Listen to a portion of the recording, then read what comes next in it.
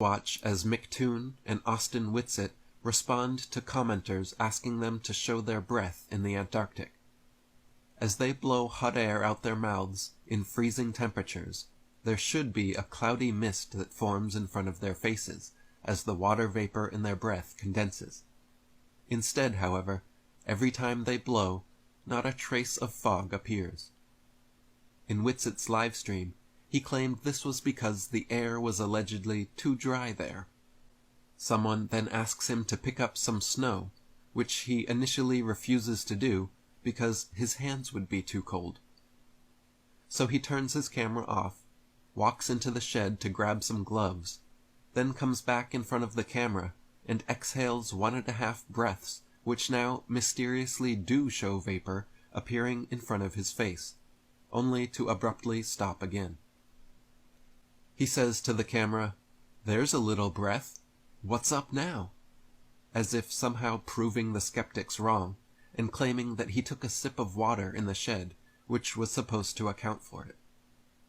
Another camera, recording from a different angle, however, caught Whitsitt while exiting the shed, doing what appears to be hitting a vape pen, just before turning his camera back on.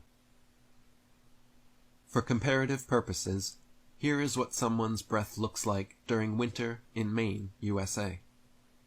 Every time you exhale, there is a visibly noticeable, cloudy fog that condenses from the difference in temperature between the hot air in your lungs and the cold air outside. So after exhaling his vape hit into the camera, rather than picking up some of the snow that was all around him, for some reason, Austin walks several feet away and picks up a bit of snow from over there, then walks it back to the camera and lets it fall to the ground. If snow is everywhere all around him, why did he have to walk way over there to get some? Anytime close-up footage of their feet was shown, their footprints always failed to make any impression in the snow. Here he moves his left foot, and there is no impression, footprint, or displaced snow. Another thing apparent while watching the footage was the complete lack of wind or any precipitation whatsoever. Throughout the live stream footage, I don't recall a single instance of any wind or even a light breeze strong enough to affect their hair or microphones.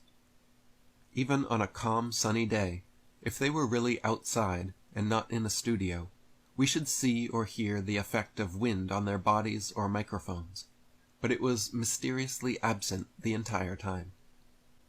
Jaron, Whitsitt, and others involved also made comments several times about how the mountains in the distance seemed so close that you could touch them, but that they were actually several miles away.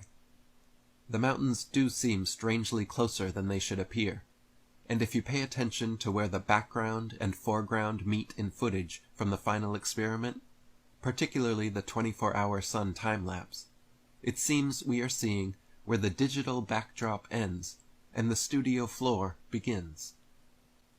There is a separation line indicative of a film set apparent in much of the footage and made clear through the use of video editing technology. By adjusting the contrast, it becomes clear where studio reality meets digital fakery. In the 24-hour time-lapse sun footage, the mountains and sky are both chroma keyed out, showing they are both part of the studio backdrop. Compare this to other footage taken at Union Glacier. When chroma key is applied, only the sky disappears, leaving the real mountains untouched. This makes the case that the final experiment is potentially a mixture of doctored studio footage to fake the 24-hour sun and other authentic footage actually taken from Union Glacier, Antarctica. The founder of this final experiment, Pastor Will Duffy, has also had a recent clip surface from a sermon of his that gives some real insight into the mind of the man behind this production. Okay. We finally get to my conclusion on the matter of lying and deception, and that is this. After carefully looking at both sides of the debate, and after taking a very deep dive into everything I could possibly find in Scripture regarding lying and deception, I have come to the conclusion that neither lying nor deception are inherently immoral.